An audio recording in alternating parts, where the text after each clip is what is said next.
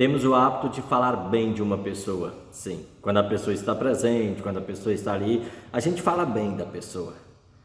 Mas também nós temos o hábito de falar mal das pessoas. E muitas vezes falamos mal de uma pessoa dependendo da conversa, dependendo da situação, dependendo do momento.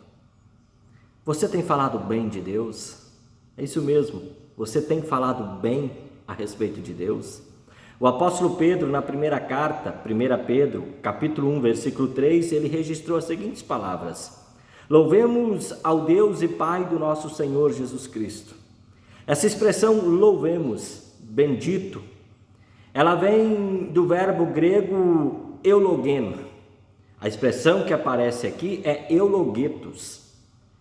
Eulogetos é do verbo eulogen, que significa falar bem.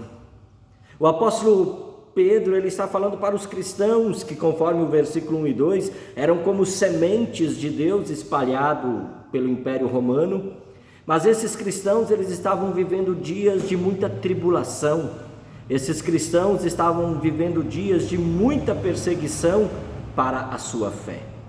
Eram pessoas que viviam em constante perigo, numa situação de constante, aflição, porque a qualquer momento elas poderiam ter as suas casas invadidas por serem elas cristãs e assim serem aprisionadas, serem mortas e muitas outras situações. Diante dessa situação, o apóstolo Pedro, ele faz um convite para os cristãos. Fale bem de Deus. Fale bem de Deus, Pai do nosso, olha, nosso, não é meu, nosso Senhor Jesus Cristo. Mas por que falar bem mesmo diante da tribulação? Por que falar bem de Deus mesmo diante do sofrimento, mesmo diante da perseguição? Por causa da sua grande misericórdia. Ele nos deu uma nova vida pela ressurreição de Jesus Cristo. Jesus venceu a morte.